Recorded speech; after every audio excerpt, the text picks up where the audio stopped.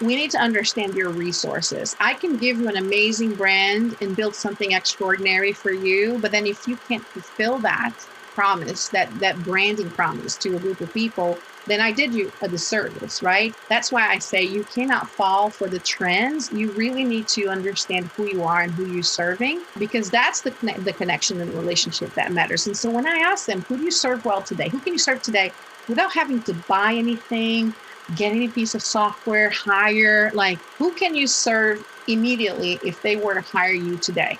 That is the person that you're most equipped now to serve.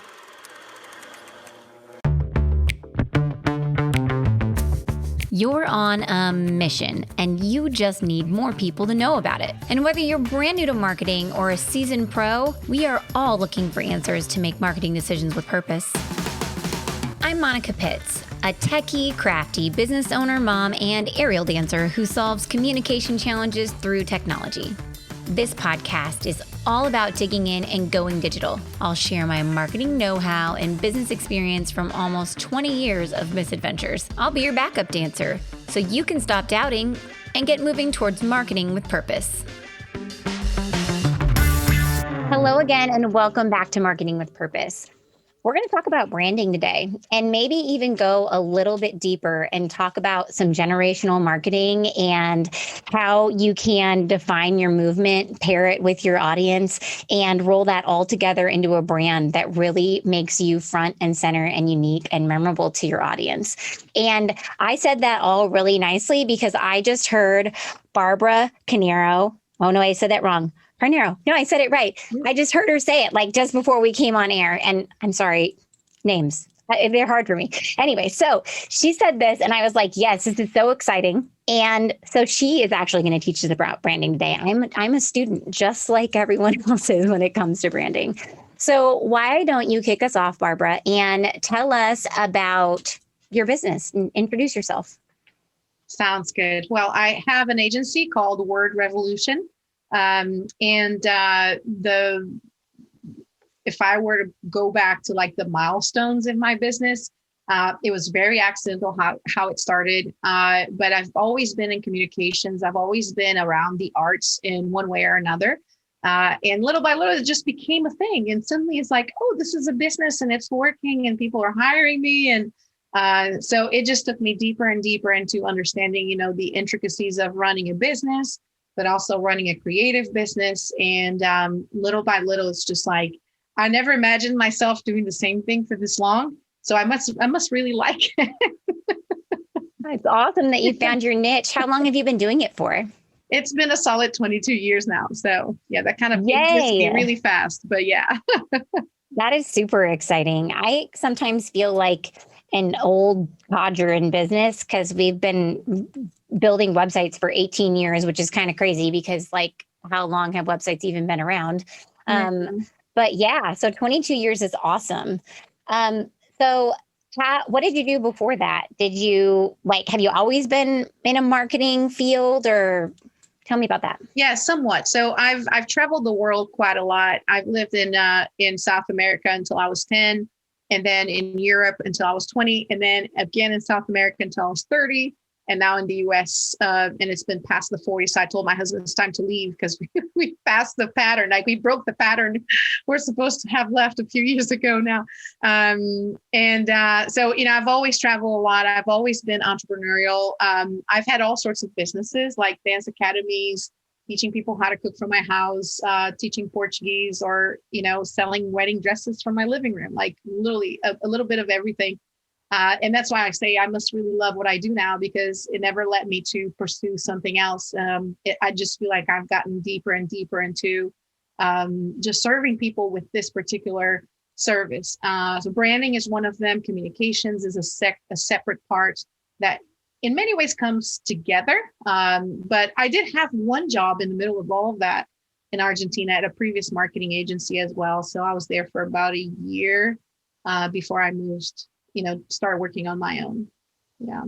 Do you feel like all that moving around and touching different cultures and societies actually gives you really good insight on helping people create their brand and their message? It feels like it would. 100%. Yeah. You do have a better understanding of human beings in general.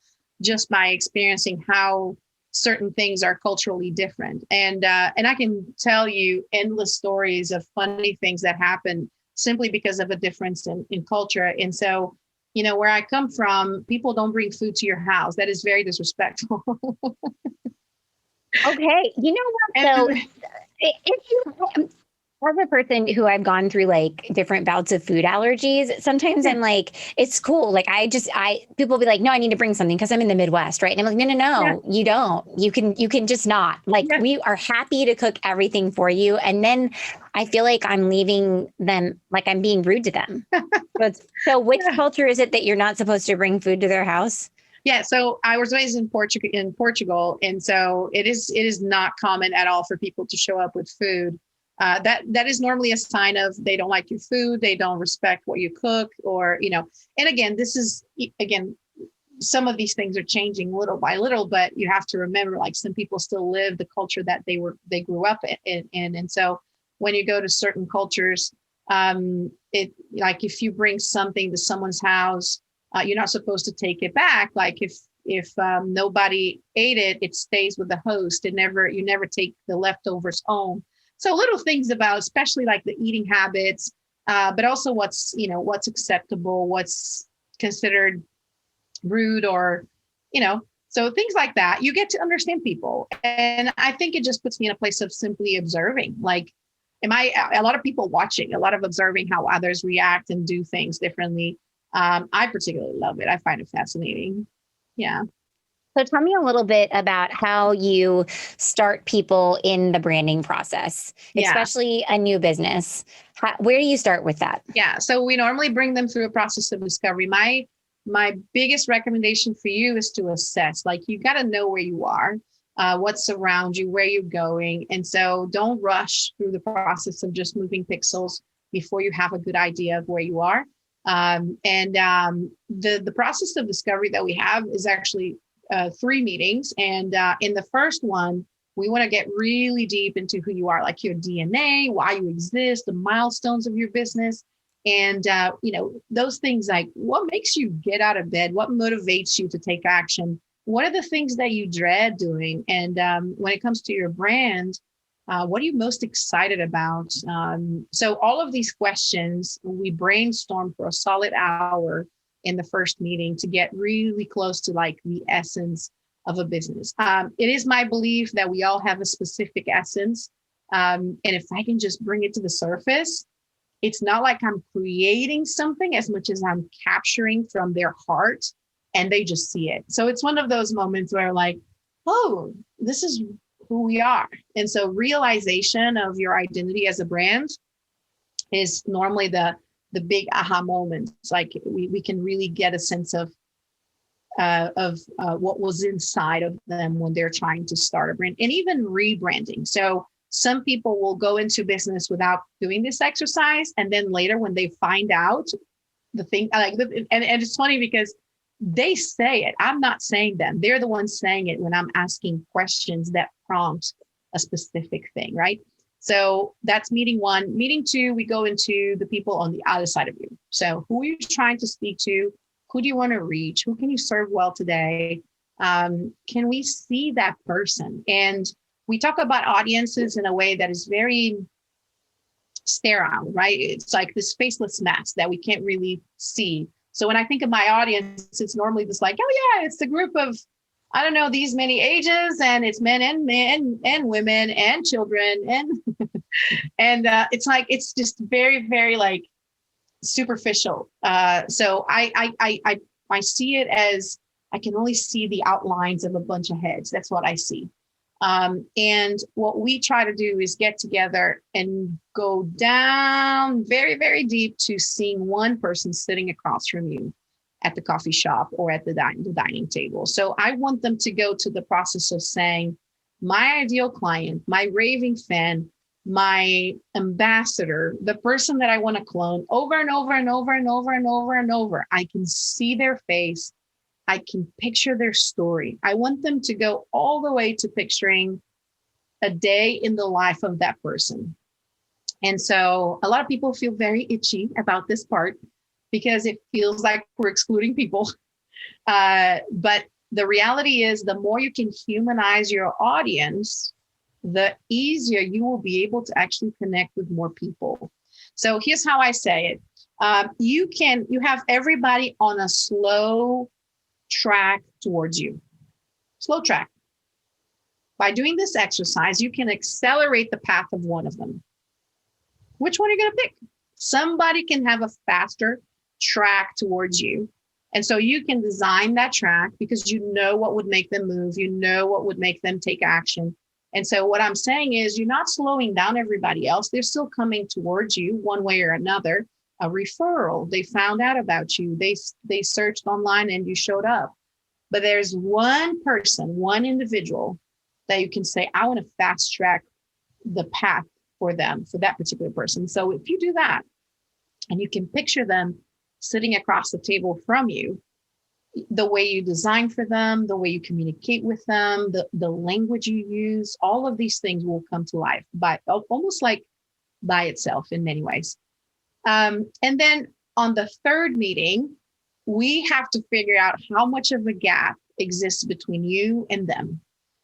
For example, if you're selling a service that people don't know exists yet, you have a greater gap than if you're selling sneakers and people just need to pick you instead of the guy next door, right? So understanding the gap between you and your audience is one of the components that we have to keep in mind when we're creating a brand. And that's just discovery. We haven't even done any work yet.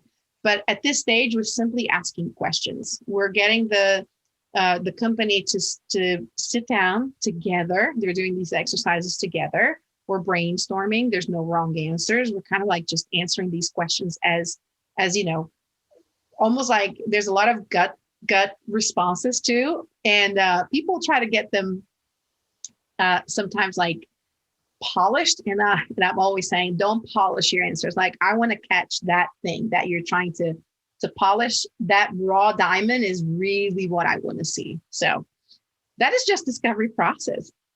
Monica. I love it. And so I really latched on to what you said. Who do you serve well today? And I think especially for small business owners, that is a powerful question, because I find a lot of the times when they're at the beginning of their business, they just see so much opportunity, because I feel like entrepreneurs are excellent at finding opportunity, but then they get overwhelmed with opportunity. Yeah. And I feel like asking them that question, who do you serve well today, could help them narrow in on where they want to focus their opportunity right now. Yes. Is that why you asked that question?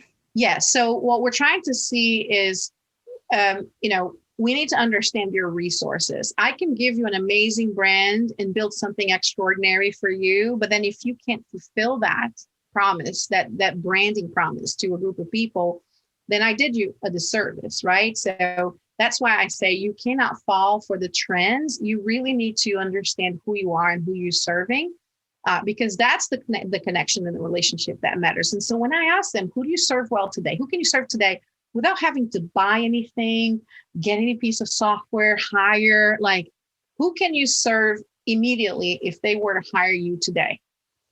That is the person that you're most equipped now to serve. And so we don't want to, we want to keep that person top of mind in these exercises. Can you go after a different person? Absolutely. But let's make that decision intentionally.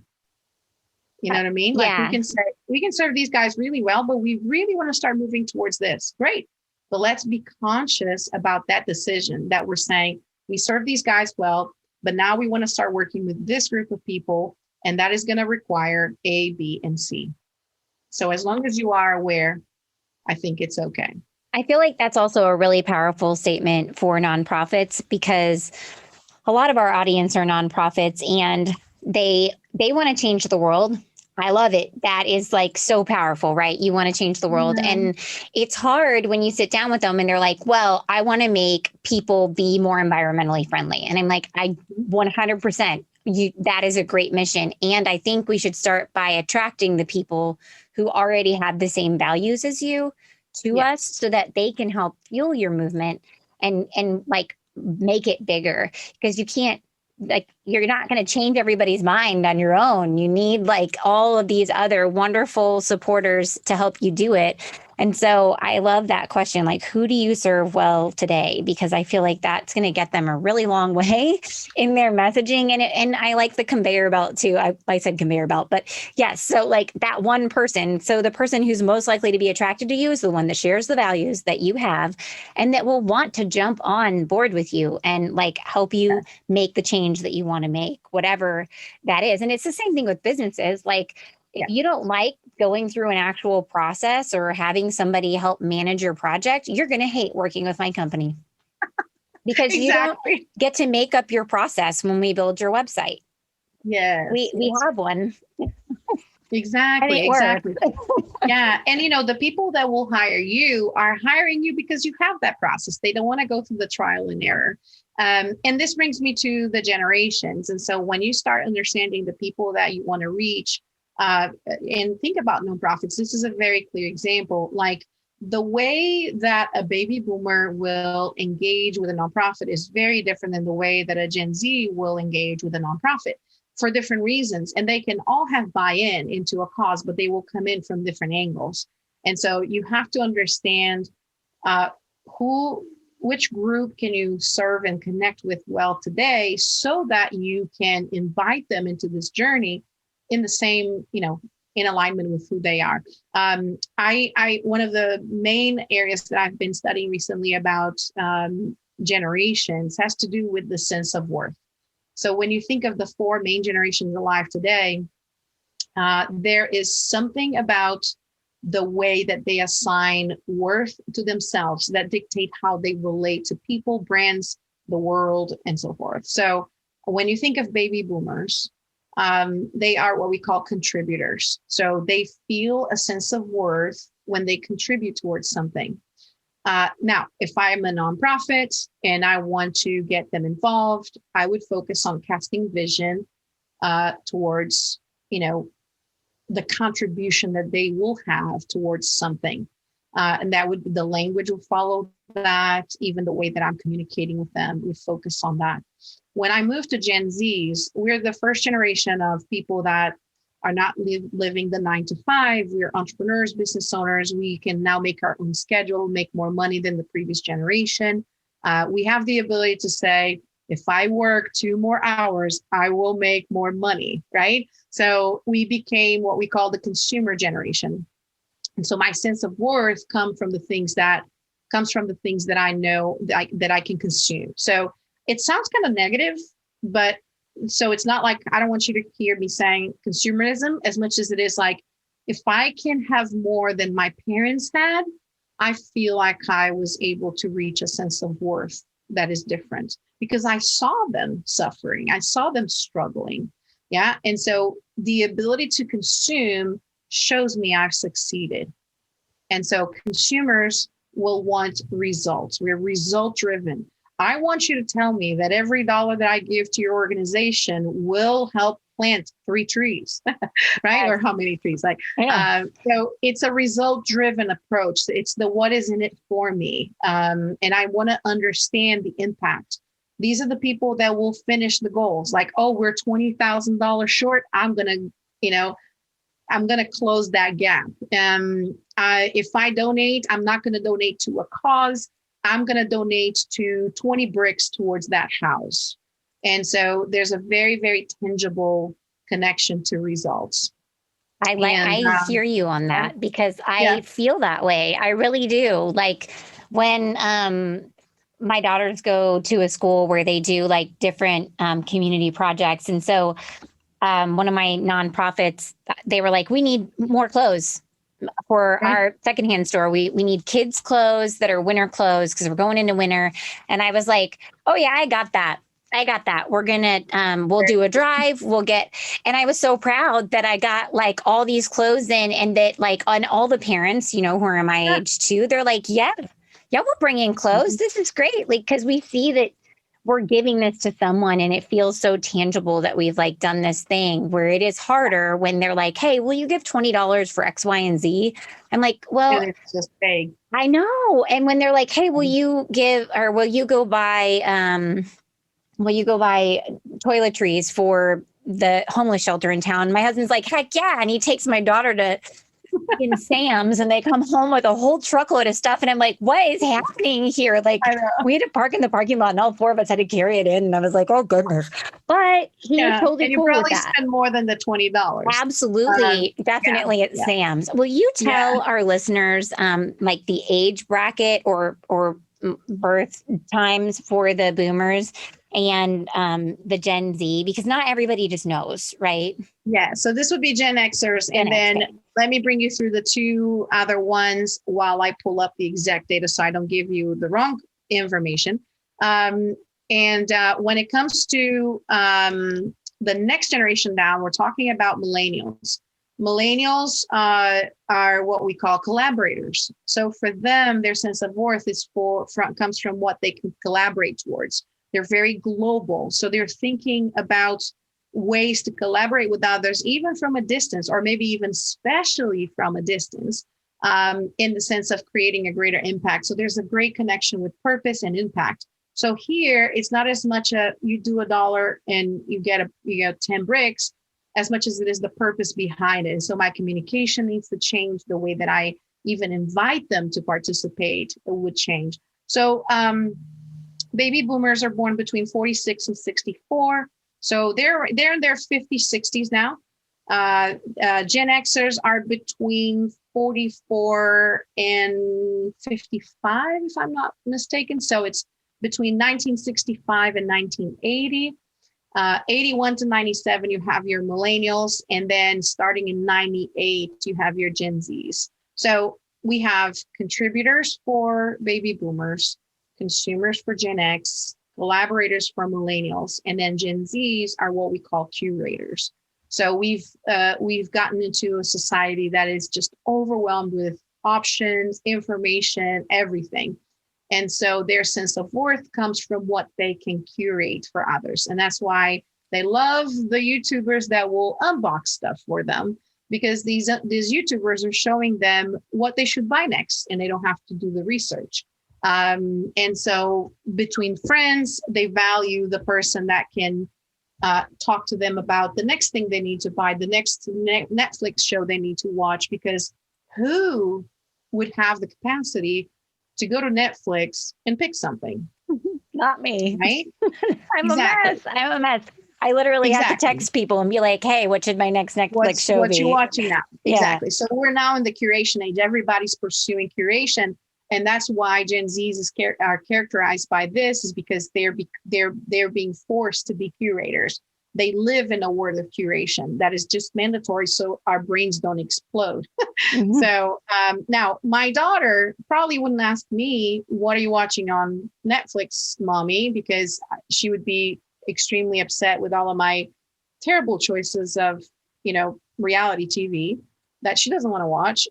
But she would pursue curators that she trusts that will then tell her, here are the 3 things that I've been watching lately. So that is, again, they assign worth to that person as a curator, and they assign worth to themselves if they can be curators for others. And now, if you know all of this, how will that change the way that you present yourself as a brand? And then also, imagine trying to speak to all 4 at the same time, right? So who's sitting across the table from you? I want you to picture that one person. See their face. What are they telling you? What kind of conversation are they having with you? What was how did their day go before they got to this coffee shop with you? And by humanizing that person, you will now be able to have conversations instead of just like broadcasting noise to the rest of the world. I love this. And too, so I feel like the amount of energy that it would take, like, let's say that you really can sell your service to all of these generations and all these different people. Yeah. The amount of energy that it would really take to maintain relationships with all those people in a way that's meaningful to them it's kind of debilitating, I feel like. I know, it's exhausting. Can't even imagine, And I do. So when it comes to websites, when people have multiple audiences, like let's say that you have a commercial audience and you have a residential audience, then I would always tell people, you don't necessarily have to have two websites, but you do need to have a page and a section for each one of those people. And you're going to speak to them very differently because they are motivated by different things and they think about it different ways. They could be different ages. They might have different lives, right? And so we just have to talk to them separately and make sure that they really know that we hear them and we know them, which simplifies things a little bit, at least, because you don't have to have a whole new website for both. People usually give me a huge sigh of relief when I say that. They're like, oh, good. That's good. But you probably are going to have two portfolios and two sections because, sorry, friends, that's just how it works. We got it. Exactly. The business owner doesn't care about your bathroom. And people feel seen. Like I only feel seen when people speak my language. And that's the other part to branding. So as soon as we finish those discovery meetings, you would think that now is when we move into design, but it's actually not true. So we first start by understanding language. And there's several exercises that we do together. We created what we call a language blueprint. So at the top, we would have, okay, this is your archetype, because now we know we've been through discovery together. We know what your archetype is, and we know the tone of voice this archetype would have. A couple of examples of archetype. You can have archetypes that are leaders. So you follow that brand because that brand takes the leadership role in engaging with you. Or you can have archetypes that are teachers, or you can have archetypes there's like the friend next door. And so a brand will have a personality, whether we want it or not, because we relate to brands emotionally. And so I'm relating to every single brand out there from an emotional standpoint. The question is, as a brand, do I want to have control over that, or just leave it to chance? So by identifying what your archetype is, you now know, and you can live it out. So I have the tone of voice that corresponds to that person, that archetype. And then below that, we start with what we call our communication core values. Your organization can have your normal operational core values, but I do believe it's nice to have your communication core values. So how are we going to communicate? And I can tell you, in my business, one of our core values is to communicate with wit and grit. So that means we always bring some lightheartedness to the conversation. Like we don't want to be super serious about ourselves. But at the same time, we want to bring grit. Like we're going to do the work we're supposed to do. Yeah. So in my communications, I try to infuse things with this. I never have to say it. It's just there. It's almost like it's the perfume that you put in everything. And so if we can capture those core values, we try to stay within like 5, because, you can remember 5. You may not be able to remember 7 or 8. And normally we'll grab those from discovery. It's really easy to capture because people will say those. They just don't realize that they're expressing communication core values. Okay, here are the core values. Great, we have them. Now let's move on to what we call our tribe language. If you were to have a tribe, is there an expression or a saying that you would want your tribe to repeat? So one example that I say all the time is, nationwide is on your side. Like everybody says it. It's, you can hear the song in your mind. When you go to Chick-fil-A and you say thank you, they don't say you're welcome. They say it's my pleasure. And so if I hear it's my pleasure somewhere outside of Chick-fil-A, I'm like, I'm sure you work at Chick-fil-A. And so it creates a tribe language that brings association. This is not internal language that others don't understand. It's simply like, it's that one thing that I want to repeat so many times that others start saying it to when I'm not in the room. And so I love for brands to have at least one sentence. It does not have to be their tagline like nationwide. It could be an expression like what Chick-fil-A does. So we want to have something that we repeat over. Our employees are saying it, our team members are saying it, our clients are saying it, and people start recognizing us for that. And then finally, we take it a step even deeper, and we create what we call your movement language. So I love telling brands that whatever you're doing, it doesn't matter if you're selling candles on Etsy, you're starting a movement. We're just going to pretend that's what you're doing, because the way you do candles could be different than the person that is next door. But even if not, let's just pretend that what you're doing is starting a movement. And so there's 4 questions that I like to ask people. Meditate on them. You don't have to answer right away, but it starts with this. What is it that you refuse to do? What do you commit to doing? What is the biggest lie that you're silencing? And what is the greatest voice you're elevating? Let's go to a very basic example. I'm selling candles. Okay. So what do I refuse to do? I can simply say, I refuse to utilize ingredients that are not good for humankind. I refuse. That's it. I'm standing by this. Everything we're going to make, we're not going to utilize ingredients that are not good. I commit to always innovating and creating candles. Right now, Monica, you're like, I want to buy your candles, because now it's not just a candle. Now there's a desire, there's a conviction, and I'm saying to you, hey, I'm going to care for the ingredients I'm using, and I'm committed to just innovating. Like, I'm just going to continue to study. I'm about to buy candles too, you see? So, I'm committed to like being the person that is always willing to think about the next possible way to do a candle. What is the biggest lie that I'm silencing? That the biggest lie is that there are people in the world that can live without candles. I believe everybody should have candles in their house. Yeah, my husband does too. There you go. He's a total candle buyer, and he started making them himself. And I make lip gloss, and so we give them to the teachers for Christmas. And the teacher's like, "Oh, this is so great!" And I'm like, "Hey, the family that melts together stays together." And anyway, I love that, and I didn't know that, so that's so amazing. And then when it comes to like what is the greatest voice that you elevate? I'm elevating the voice that every house should have candles in them. And my husband is like that, like your husband. He has candles everywhere. Like he buys more candles than I do. But you know what happens is like, I never think about them, but every time I get in a room and there's a candle, I'm like, this is so nice. Like, unless it's not a nice candle. Why are we not? Yeah.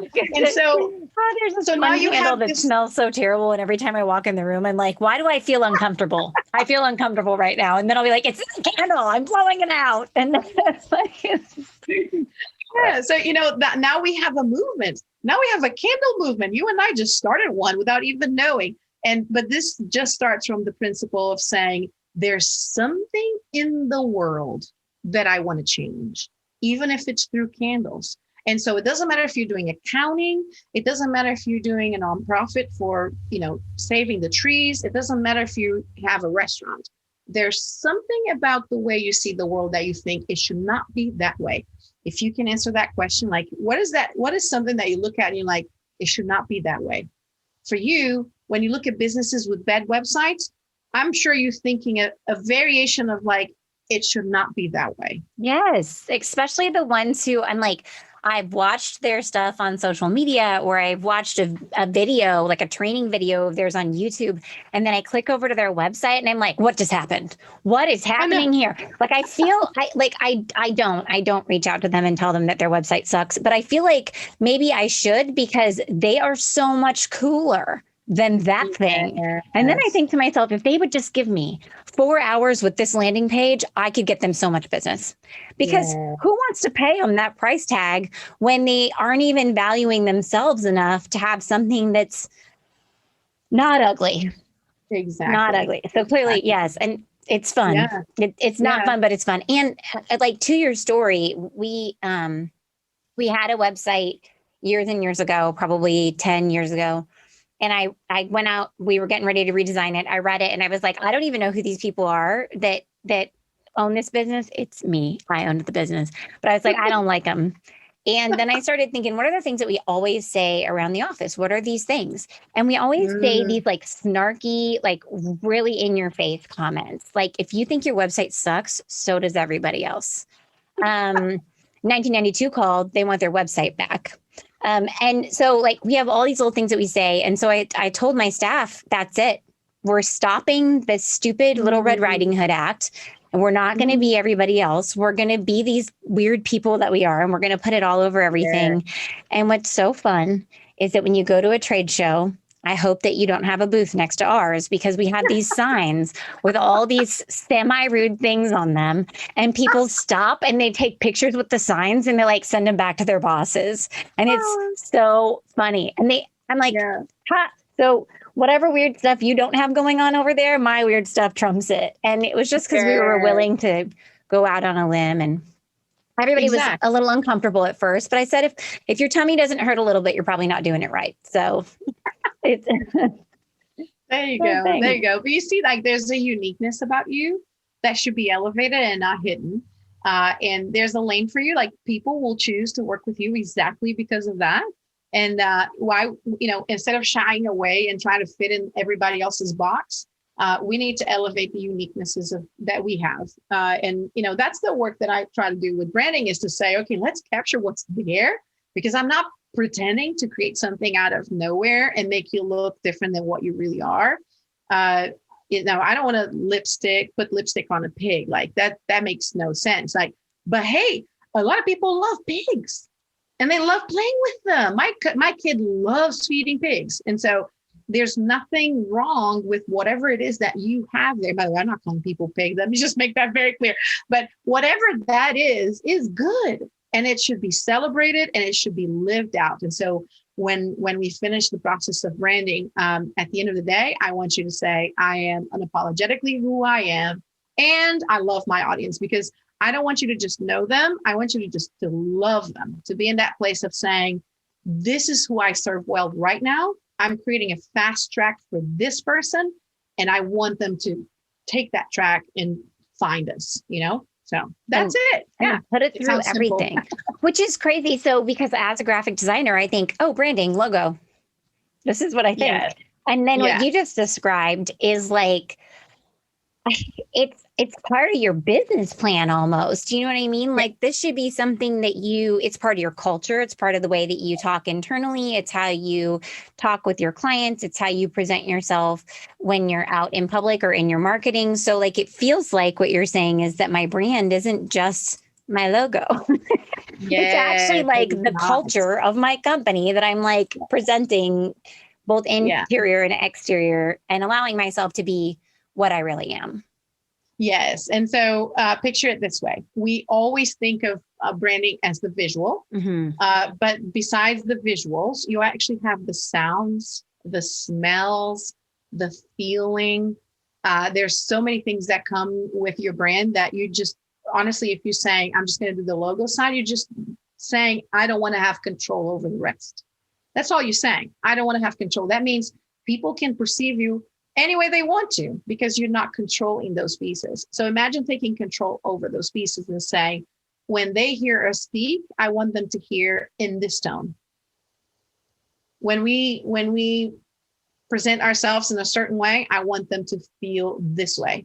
And so it's like, control the perception, because you have control over it. You can at least be intentional about it. Have you seen when the coronation that we had recently with the king of England now, and you see the kids and they're like all well dressed and they're like, whoa, like they don't want to be there. It's the same thing. You put a nice little clothes on, but what's inside is not what's coming out on the outside at all. And so I would rather you have that kid playing in the yard and happy than just put a nice little piece of clothes on, which is just the logo part, the visuals, and then send them to the wrong place. And so your brand is the same way. Like, don't just dress it. You've got to know, what makes sense for you. And there's a lot of freedom if you know what's inside. If you know what it is, freedom. And by being yourself, you're going to attract the people that are going to respect and love you and want to work with you. And that's a really powerful thing. And that's going to make you happier in the end, for sure. Yes, yes. Well, because it's clear. If, people follow clarity. If you have confusion, you lose, right? I think Donald Miller said that, like, if you confuse, you lose. So if there's confusion, then you can't expect people to follow along and to embrace and to, become ambassadors of who you are. But if you make it clear, then the choice is just yes or no. Either I want to associate myself with that or no. People have no doubt what Apple does. your choice is simply to say, do I want to associate myself with Apple or not? Because their brand is very clear. Yeah, I agree. Well, I really appreciate everything you've shared. I was actually like, while you were listing out things, I was like, I cannot wait to transcribe this podcast. So that way I can read some of our questions again and like journal about them, because this is really great branding advice. And this is coming from a human being who, I mean, I do websites, so I think about brands, and they usually come to me fairly well packaged. Not always, though. And so like, I just haven't heard it put quite the way that you have phrased it. And so I really appreciate you bringing that to the Marketing with Purpose audience. And hopefully the businesses and the nonprofits alike can take these questions and really like wrap their minds around what you're proposing, which I think is fabulous. So if they want to like find out more about you, where do they do that? Tell them how to meet you. Yeah. So my agency is wordrevolution.com. By the way, if you go there, it's specifically designed for my niche. Don't be scared. You can still get a one-on-one clarity call with me through that website. If you want to figure out what your archetype is, there's a simple exercise that you can do. And it's literally brandarchetype.typeform.com. My personal website is just my name, barbaracarneiro.com. And there you can find places where I'm speaking at and, work that I'm doing. So there's several options, but one way or another, if you go to wordrevolution.com, there's a place there to apply for a one-on-one clarity call. And I can at least get a conversation going and see if we're a good fit to help you. Yeah. Well, I can understand why you've stuck with this for the last 22 years. You've got a great way of presenting it. I love it. Thank you so much. And thank you everybody for listening today. I appreciate your time. I know it's valuable. And until next time, go forth and market with purpose. To get a copy of the show notes and all those links that we just heard from our guest, head on over to mayecreate.com, mayecreate.com. And of course, I have to tell you the things that all podcasters are supposed to tell you at the end of their episodes. Like, if you thought this was awesome, you could subscribe. And then I would get to tell you when I have new stuff for you to learn, and new episodes, and new people to meet, new stories to tell. Oh, and of course, I would really love it if you left a review. So head on over to mayecreate.com for those show notes, mayecreate.com. Or maybe even contact my team about building that next website. We can do it for you. And we even have our Better Than DIY website program that teaches you to plan and build your own website. So head on over to mayecreate.com, mayecreate.com. I'll meet you over there.